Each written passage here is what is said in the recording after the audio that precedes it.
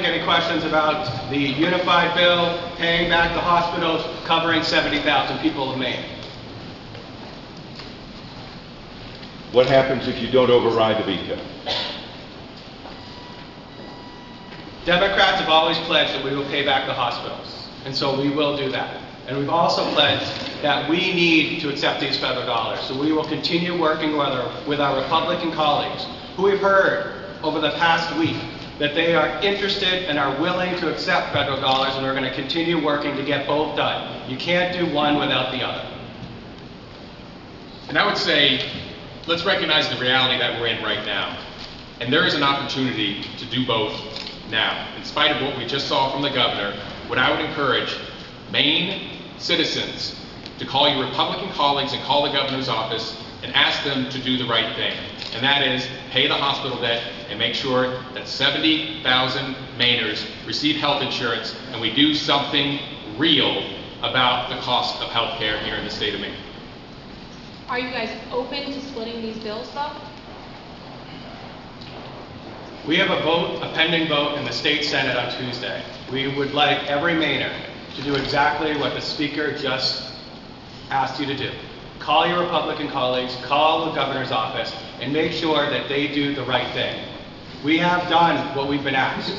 We've paid back the hospitals, and we're addressing our high cost of health care and the charity care in our hospitals.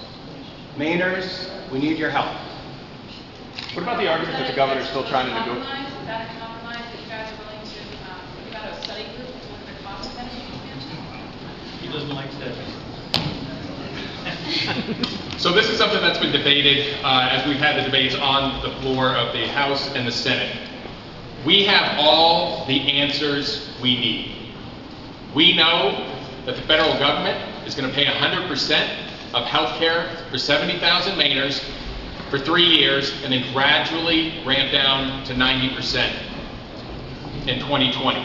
We have all the answers we need. What we need to do now is the right thing, and that is pay our hospitals and make sure that 70,000 Mainers. I don't know what another study would do, and the governor has a long history here of not liking studies.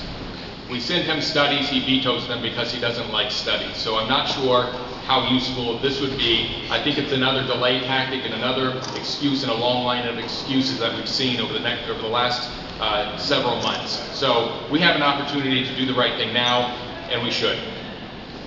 The governor says he's still trying to negotiate a better deal, so to speak. He said he hasn't heard back from the federal government yet. I guess your response to that? So what we know is the governor sent a letter, what we think is a disingenuous offer, and that is he asked for 10 years at 100%. He asked the federal government to break its own laws. We got the best deal that we could. That's the deal that the governor should accept. We got 3 years, which is as many years as we could have gotten under federal law. Anything else that the governor is asking for to negotiate with our federal partners in DC can be done outside of this piece of legislation.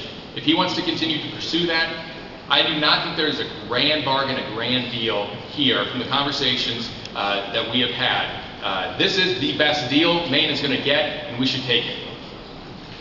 And as far as getting back to the question, which wasn't precisely answered, in all respect of splitting this issue up if you lose the veto override effort, are you opposed? Are you saying that that will never happen? You all have been around this place for a long time. Anything can happen in the legislature.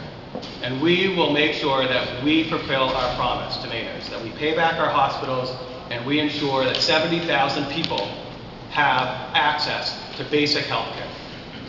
Even if that means splitting the bills? After Tuesday, after when we hope our Republicans in the Senate join the 20 Democrats and 1 independent and start the beginning process of overriding the governor's veto, we will move on to other options. Senator Alfond, one of the arguments we've heard over the course of this debate is that you can't necessarily trust the federal government to meet that obligation. Is there any provisions available within the legislation or in current law that would allow Maine not to be saddled with that expense if the federal government failed to meet its obligation? So I find this argument actually quite perplexing because the governor's own commissioner, Commissioner Mayhew, has probably sent more waivers to the federal government since she's taken office than probably most commissioners in the state of Maine. Any time that the state of Maine would need to get out of accepting federal funds because the federal government didn't fulfill their promises, we could. That's an inexisting law.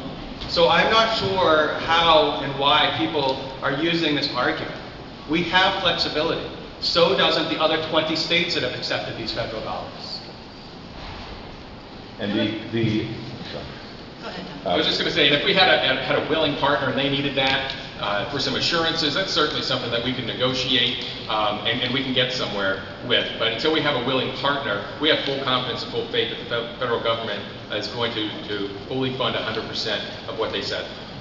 And the Republicans claim that after the 3 years of 100%, the state will be on the hook for, I think they cited a number of $75 million a year in debate this morning. Do you agree with that number? Do you disagree? Do we know? So we don't know, but what we do know is from the two independent reports, one done by the Kaiser Foundation, one done by the Heritage Foundation, that we're going to save $690 million over the next 10 years. Republicans, I believe, are not taking any of those numbers in consideration. They're looking at, after year 3, they're saying we're going to have $75 million more on the state's budget. Well, I don't think they're using any sort of dynamic fiscal note. They're not using any sort of numbers. They're just throwing numbers out of the air. They don't know either. What we do know is that we'll be one of 10 states where our Medicaid costs will go down. What we do know is 2 independent studies have shown that almost $700 million will be saved over the next 10 years. What we do know is 70,000 people will be covered in the state of Maine, reducing charity care across the state of Maine. What we do know is that we're paying back our hospitals.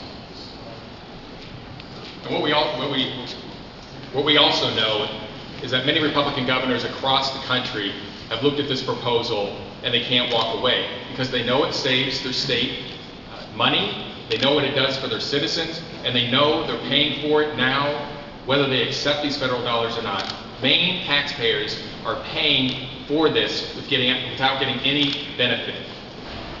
So we are subsidizing health care for people in Mississippi, New Jersey, Arizona, other states. So I think that if we want to be good stewards of our taxpayer dollars, and this was certainly one of the arguments that Governor Christie gave, we need to make sure that we take the federal government up on this offer. It will save money over the long term. As President Alfond said, we are one of 10 states that are actually going to see their Medicaid expenditures go down.